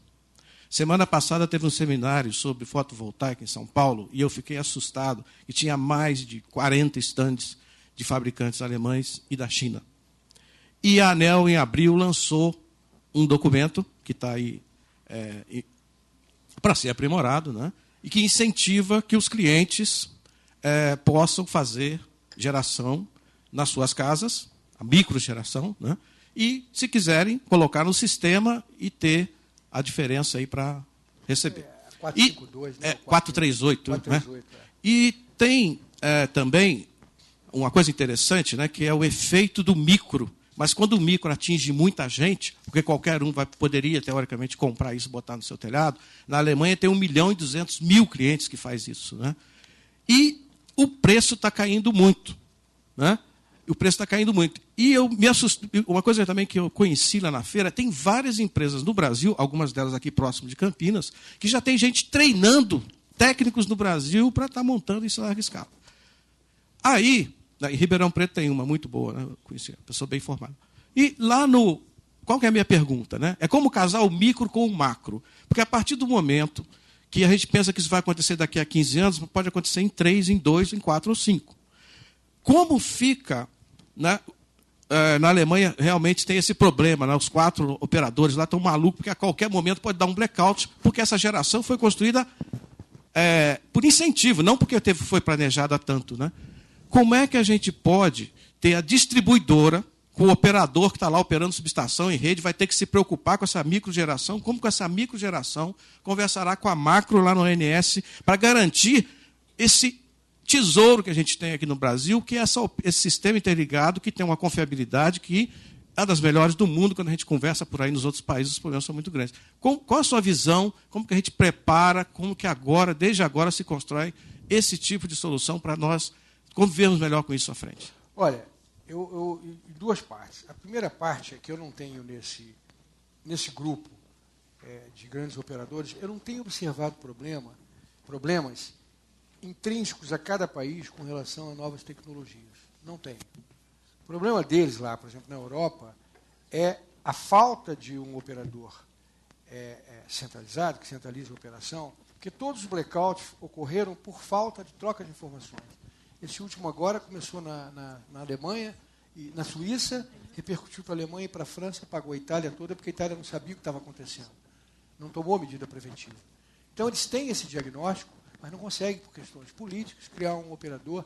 E agora estão fazendo, como eu falei, um acordão para ver se substitui boa parte do fato de não ter um operador. Isso é um primeiro ponto. Não é o problema deles. O problema deles não é intrínseco a cada país, com tecnologia eólica e solar. Porque eu acho que essas tecnologias, quer dizer, o operador, esses operadores, eles estudam e sabem que volume até onde você pode ir e os equipamentos de controle para atender o critério tal.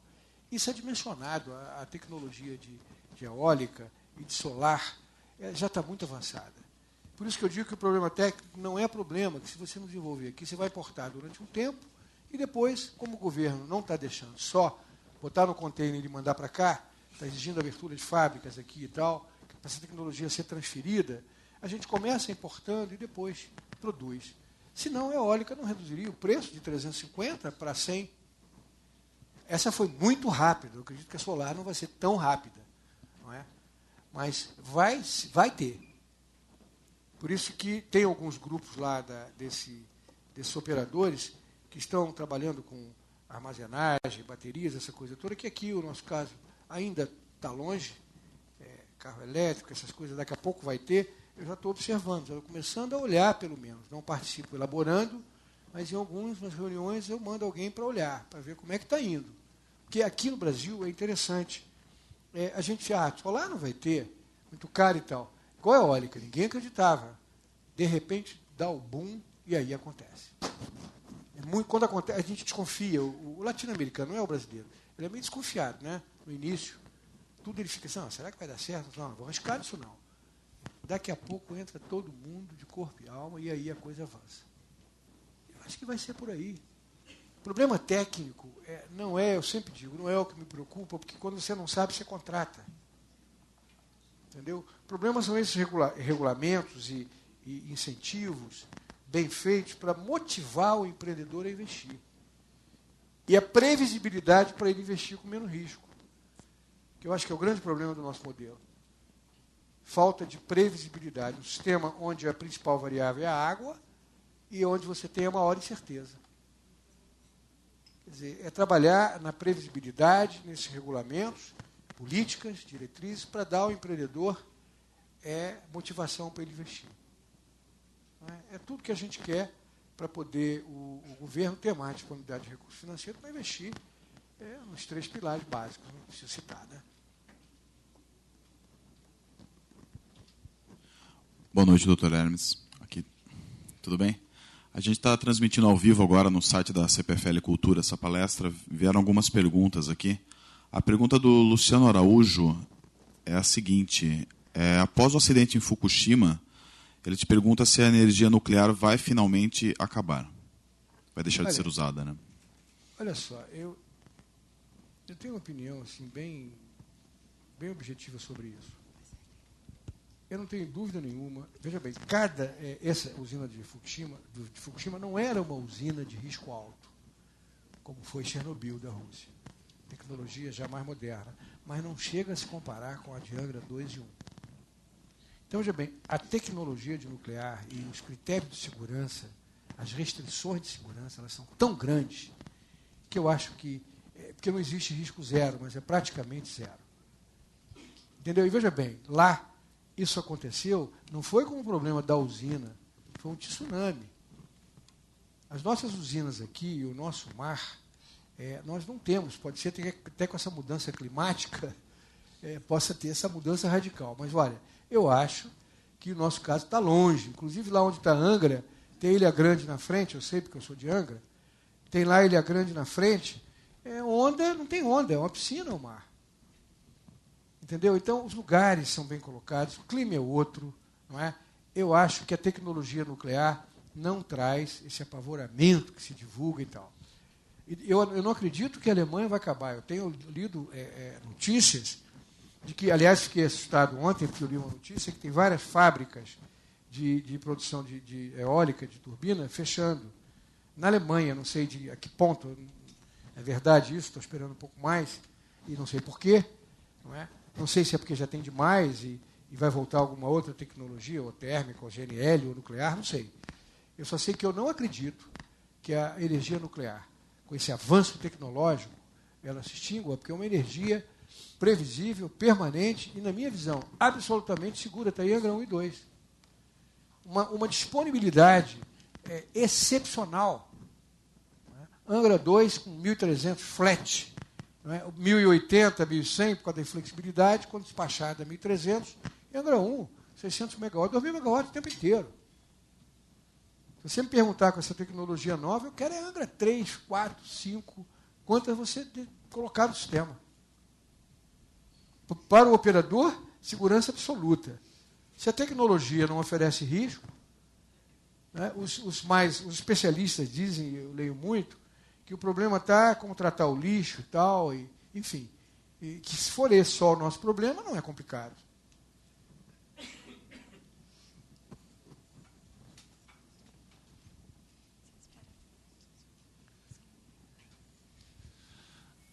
Parabéns, Hermes, pela apresentação. Acho que deu uma abordagem bastante ampla aí do setor e principalmente da operação, né? Da operação do sistema interligado. Eu tenho uma pergunta para ti, que é com relação às DITs, demais instalações de transmissão. Isso ficou no limbo aí de uma regulação e na própria privatização do setor, algumas empresas preservaram ainda a sua instalação de subtransmissão. Como o caso nosso da CPFL, a gente conseguiu manter essa malha de subtransmissão. Outras não. Aí teve um aprofundamento da transmissora dentro do sistema de subtransmissão. Essas DITs ficaram no limbo e eu acho que isso precisa, até a própria ANEEL tem um interesse muito grande de resolver esse problema, haja visto que eu acho que isso tira um pouco de foco aí das transmissoras, né, naquilo que é rede básica realmente. Como que o operador vê isso e além disso, se a gente, no momento da revisão da concessão dessas empresas, né, que estão acontecendo agora, isso não seria o momento ideal para a gente conseguir reagrupar ou evoluir o setor, ou seja, adequando a essa questão das demais instalações de transmissão?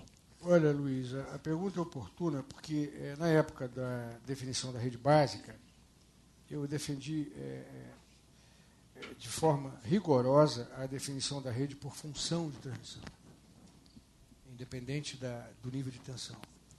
E a ANEEL insistiu com o nível de tensão, e hoje eu até dou razão a ela, porque simplificou. Porque você ficar discutindo a função, cada elemento é uma discussão. E aí depende da visão de cada um, eu acho que ela acertou. Mas não tratou como devia, e nem vem tratando, aquilo que ficou na zona de fronteira entre a distribuição e a transmissão. Porque quando você define a transmissão por tensão, para mim, todo o resto tem que ser distribuição. Essa é a minha tese. Não é do operador, é minha, pessoal. Porque não pode ter zona de fronteira. Esse modelo não permite isso. E eu tive uma discussão uma vez com a ANEEL, com a diretoria anterior, que queria passar para o ONS operar DITs e tal. Eu falei assim, olha, eu não vou aceitar isso. Eu vou até o fim, porque nós não estamos preparados para isso.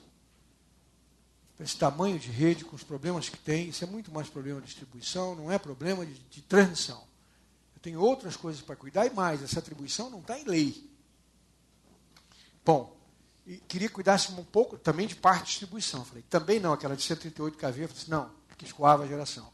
Bom, a discussão parou aí e vieram os DITs, demais instalações de transmissão, com uma regulação que não está concluída. Na parte de operação, a gente trabalha no plano de ampliações e reforços, mas não trabalha na operação, trabalha de forma pontual. E eu espero que haja bom senso e que nessa revisão das concessões, se transmissão continuar com 230, tudo tem que estar abaixo, para mim, tem que ser distribuição. Não tem que ter zona de fronteira. Se a distribuição ela tem uma função relevante, você, por exceção, passa essa supervisão para o operador. Exemplo, escoamento de GT, Paranapanema, aquelas usinas de 138 da Light, que já é distribuição. Concessão, nós operamos, coordenamos a operação, porque pela importância de fontes Nilo Peçanha, Ilha dos Pombos, um sistema interligado, não só a parte elétrica e energética, mas outros usos da água, ali na bacia do Paraíba, né? De abastecimento, enfim. Eu creio que o caminho é esse. E, se eu for perguntado, a minha opinião é essa. Eu não gosto de trabalhar com dúvida. Zona de fronteira não é o meu forte. Entendeu? Fica a dúvida, cada hora você tem que resolver por ponto, por questão que surge. Já visto esse problema que está vendo agora, com essa regulação de MUST por ponto? Isso é um exemplo do que não deve ser feito. Não é? Porque a rede é integrada. A tensão diminui, mas está a distribuição ligada na transmissão, às vezes não afeta. Quer dizer, qual é o estímulo? É você fazer tudo radial? Que quanto mais você malha, mais sujeito você fica à ultrapassagem? Quer dizer, é isso que se quer? A confiabilidade radializando? Por interesses comerciais? Pô, seria o fim da picada. Bom, a gente não sabe se está certo ou errado. Tem apenas uma opinião, e o que eu acho que é importante é discutir. Entendeu? Doutor Hermes, passamos. Quer dizer, hoje eu sou seminovo a ponto de ter convicção que não tem certo e errado. A gente tem que chegar, discutir as questões abertamente, com franqueza, com liberdade, e não ficar brigando, só vale se for a sua ideia. Discutir abertamente. Senão não chega a melhor solução. Porque normalmente você, quando você encontra um adversário, você, se puder, se tiver a caneta, você exclui ele da discussão. E é ele que agrega, com a divergência, a melhor solução, que às vezes não é a sua, quem está com a caneta na mão. Doutor Hermes, passamos para a última pergunta da noite.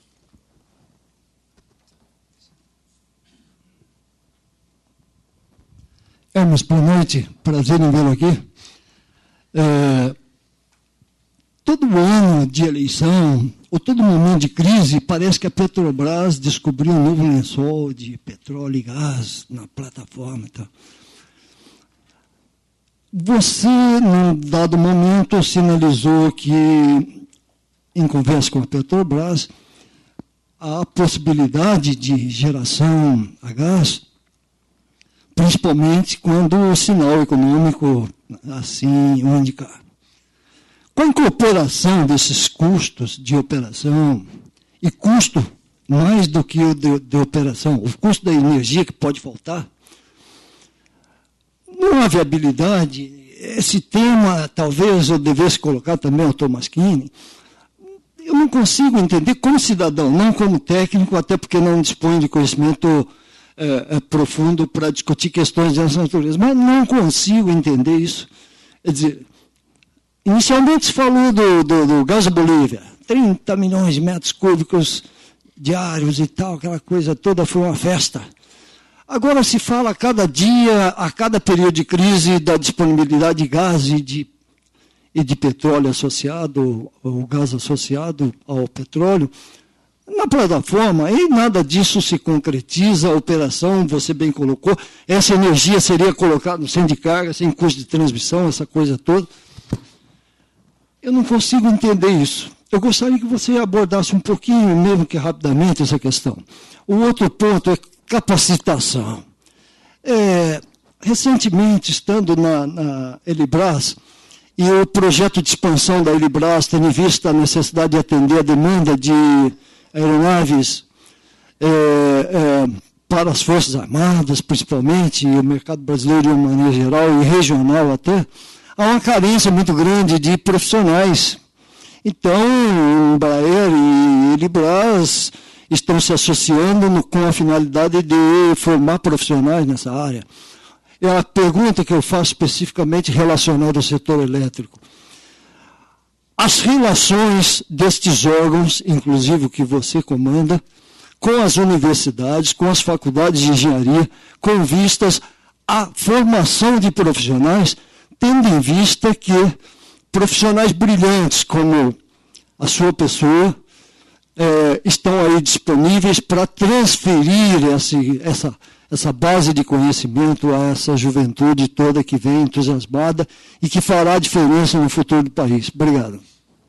Olha, a primeira questão, eu outro dia li no Globo, vocês devem ter lido, bom, aqui vocês não leem muito Globo, São Paulo, mas Folha, Estadão, mas eu li no Globo um balanço que a Petrobras fez, página inteira, da oferta e demanda de gás.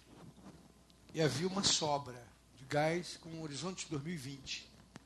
Havia uma sobra de gás e estava incluído aí o pré-sal. Levando em conta outros usos e o setor elétrico também envolvido, termoelétrico e tal. E, então, eu gravei isso, daí eu ter feito essa pergunta para a Graça. E eu entendi, e eu acho que mesmo que não se tenha uma clareza desse volume que pode se disponibilizar para as térmicas em função do crescimento do consumo de outros usos, do gás, e em função da produção, eu acho que se houver incentivo, você vai buscar. O incentivo, para mim, é preço. Eu acho que enquanto você fizer leilão global, o preço que hoje a gente tem notícia de que sai o gás, ele não é competitivo, como não é a biomassa, como não é a PCH. Não tem sido competitivo com eólica. Então, eu acho que é uma questão de motivação para buscar o produto. Esse é o primeiro ponto. O segundo ponto que você colocou de capacitação, eu tenho, ontem mesmo fui a fazer a abertura, nós temos um curso lá, o Caís, o professor Nivaldi, dá aula lá para os nossos técnicos, é um curso tailor-made, para poder agregar a esses profissionais mais novos uma parte de gestão e uma parte de visão estratégica do setor. Porque eles saem muito bem formados da universidade, mas com pouco conhecimento sistêmico, vamos dizer assim. Sistêmico não é só sistêmico elétrico, não. Sistêmico de país, gás, enfim, energia, economia e tal. E de gestão nessa nova linha de que não basta você produzir o melhor trabalho técnico. que o como é fundamental para o sucesso da organização. Isso não é especulação, isso está em livros. Não é? Hoje é unanimidade, todos os livros que você lê. Às vezes um dá um remédio, outro dá outro, mas o como está sempre na prateleira. Então, eu tenho sido chamado para falar um pouco ou do setor ou de carreira para alguns gerentes, ou vários níveis, de Furnas, da Eletrobras, da Petrobras, da Vale e universidades. E eu tenho feito isso também com relação ao INS. Nós estamos muito próximos da universidade, não só para desenvolvimento tecnológico deles para nós, embora a gente tenha um modelo de simulação energética e elétrica que são desenvolvidos, os modelos são desenvolvidos pelo CEPEL, hoje há pouca agregação de contribuição da academia. E eu acho que a gente devia trabalhar para integrar mais essas inteligências e ter mais contribuição da academia nesse processo. Nós achamos tão importante que quando nós fizemos o penúltimo planejamento estratégico, porque o último mudaram muitos objetivos, porque a situação não mudou muito, nós fizemos uma reunião com autorização do Conselho, de convidar as universidades e tal para participar e fazer proposição às associações e tal. Foi muito bom. Sabe, eu acho que tem que se aproximar cada vez mais. Sabe, nessa linha de agregar valor, agregar inteligência e mais, uma inteligência que não tem compromisso com interesse, tem compromisso apenas de dar a melhor solução. Então, é uma cabeça que bate muito com a nossa, de operador, que é uma associação civil de direito privado sem fins lucrativos. Então, a nossa briga toda é pela menor ideia. Então, está muito aderente à academia, entendeu? Em termos de mentalidade.